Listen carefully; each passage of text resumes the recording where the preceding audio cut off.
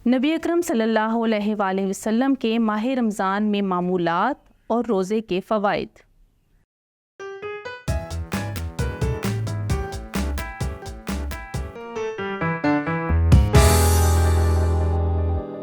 السلام علیکم عزیز طلبہ و طالبات، میں آپ سب کو مون لائٹ انٹرنیشنل پبلشر کے ڈیجیٹل تعلیمی پلیٹ فارم پر خوش آمدید کہتی ہوں۔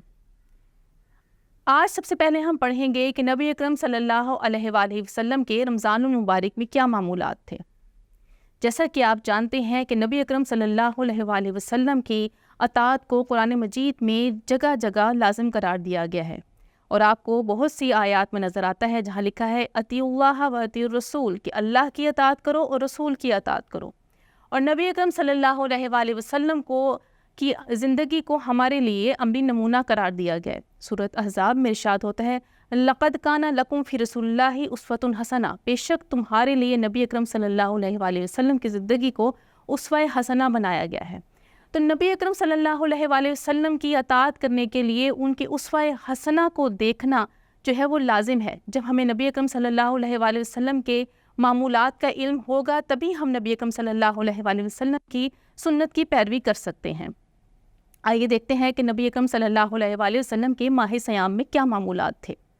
نبی اکرم صلی اللہ علیہ وآلہ وسلم رمضان کی آمد سے قبل رجب اور شعبان کے مہینوں میں بھی استقبال رمضان کا اہتمام فرماتے اور ماہ رجب اور شعبان میں کثرت سے روزے رکھتے۔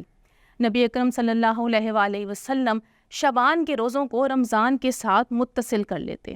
نبی اکرم صلی اللہ علیہ وآلہ وسلم رمضان میں راتوں کو عبادت کرتے، قیام اللیل فرماتے، ذکر الہی میں مشغول رہتے اور تلاوت قرآن مجید کرتے۔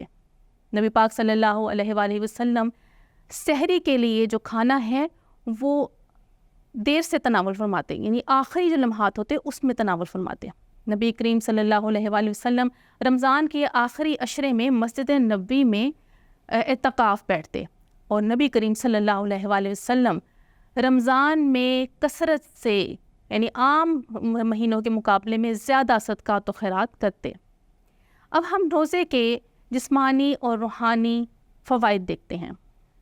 سب سے پہلے روزہ رضا الہی کا ذریعہ ہے، کیونکہ ہم روزہ اللہ تعالیٰ کی رضا کی نیت سے رکھتے ہیں تو اللہ تعالیٰ کی رضا ہمیں حاصل ہوتی ہے۔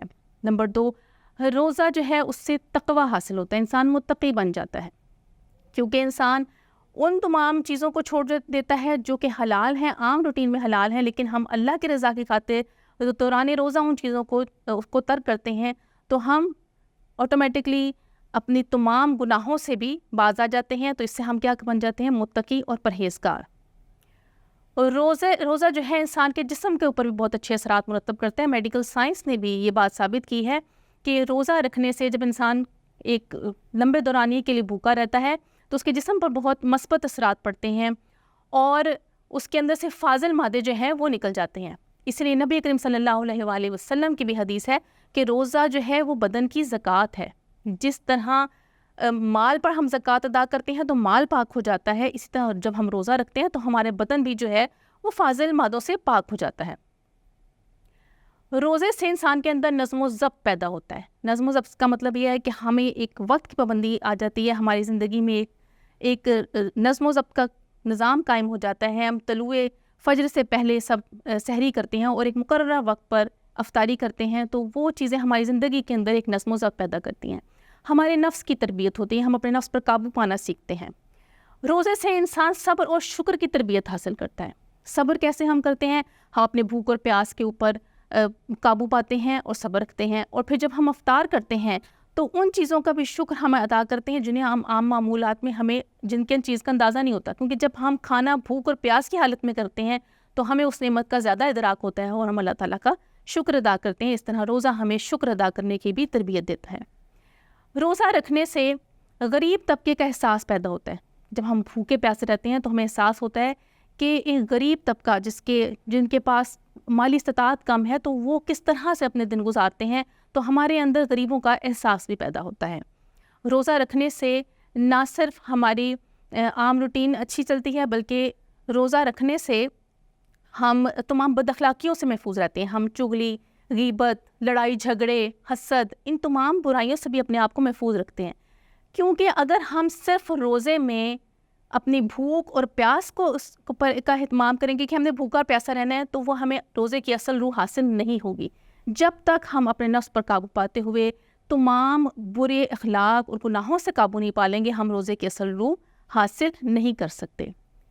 یہ تمام چیزیں ہمیں بتاتی ہیں کہ روزہ جو ہے اس کے دنیا اور آخرت میں کتنے فائدے ہیں۔ اس کے علاوہ روزہ جو ہے وہ گناہوں کے لیے، نبی اکرم صلی اللہ علیہ وسلم کی حدیث کے مطابق گناہوں کے لیے ڈھال ہے۔ ڈھال سے مراد یہ ہے کہ روزہ ہمیں اس گناہ کی طرف جانے نہیں دیتا۔ اللہ تعالیٰ ہمیں روزے کو نبی اکرم صلی اللہ علیہ وآلہ وسلم کے اسوہ حسنہ پر عمل کرتے ہوئے رکھنے کی توفیق عطا فرمائے۔ امید کرتی ہوں کہ آج کے لیکچر سے آپ کو نبی اکرم صلی اللہ علیہ وآلہ وسلم کے ماہ صیام کے معمولات اور روزے کے فوائد کے بارے میں واقفیت حاصل ہوئی ہوگی۔ اللہ حافظ۔